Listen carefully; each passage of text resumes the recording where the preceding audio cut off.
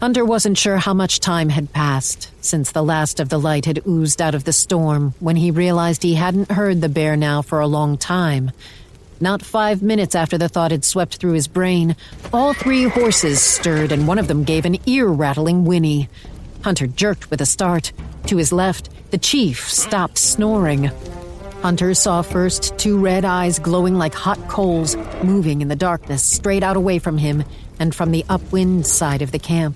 The eyes shifted from side to side and then rose, and then the bulk of the bear took shape in the darkness, illuminated by the freshly fallen snow and starlight peeking out from between ragged clouds. Bobby Lee barked angrily and ran up between Hunter and the bear, hackles raised, tail up, barking furiously. As the bear lumbered toward the camp, 30 feet away and closing fast, eyes glinting in the firelight, Hunter leaped to his feet, cocked and raised the Spencer. Get out of the way, Bobby! The coyote ran toward the Bruin. Hunter leaped up and drew a bead on the bear, but held fire when Bobby leaped up into the bear, snarling savagely. The bear swatted Bobby away. Bobby tumbled into the brush to Hunter's left. Hunter aimed and fired. The bear kept coming, flailing its front legs and roaring, showing its hooked white teeth, eyes blazing atavistic fury. Hunter cocked the Spencer again. Fired. The bear faltered as the bullet punched into its chest, parting the fur, but kept coming. Vaguely, Hunter was aware of the chief half-chanting, half-singing over where he'd been lying against his saddle. Again, Hunter ejected the smoking cartridge, which sailed back over his right shoulder to clink off a stone behind him. He racked another round and raised the Spencer to his shoulder. He paused as he stared into the Bruin's eyes. The beast was 15 feet away and closing. He tried to pull the trigger, but it was as though his finger had turned to stone. Behind him, Red Otter's singing and chanting grew louder, shriller. Bobby Lee was circling the Bruin, but staying beyond its reach, leaping forward and backward, growling and barking, kicking up the fresh snow that now glinted in the firelight.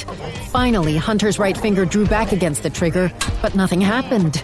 Red Otter stumbled up between Hunter and the bear, his blankets draped over his shoulders, waving a burning log high above his head. Red Otter was singing and chanting like some demented warlock. The Bruin stopped, looked at the burning logs, its eyes blazing brighter. It lifted its head and cast a deafening wail toward the sky.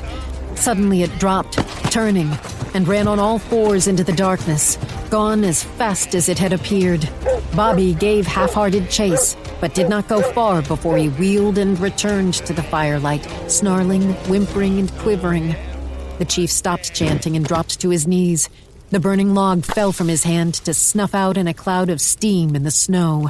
Red Otter bent forward over his broken rib. Chief! Hunter set the rifle down and dropped to a knee beside the ailing Indian, wrapping his right arm over the man's bowed shoulders. Let's get you back to the fire, Chief.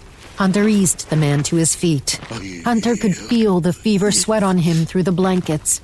He helped him back to his saddle and eased him down against it, the Indian scrunching his face up against the waves of agony rolling through him. Hunter retrieved the whiskey bottle. As he did, he saw his own hand shaking. The bear had rattled him in a way he never got rattled. He knew he'd struck the bear with one shot, but now, seeing how he was shaking, he couldn't be certain he'd hit it with any of the other ones. Likely he hadn't. There was no way the Bruin's hide could be thick enough that a .56 caliber round wouldn't punch through it. He popped the cork and tipped the bottle to Red Otter's lips. The man drank thirstily.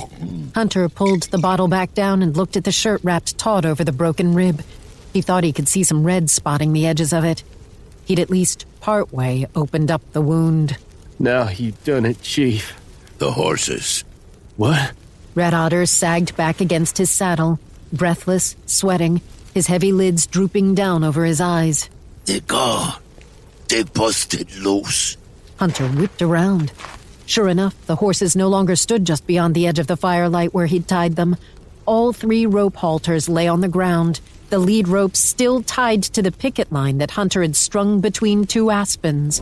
Now Hunter remembered hearing the horses screaming and dancing when he'd been confronting the bear.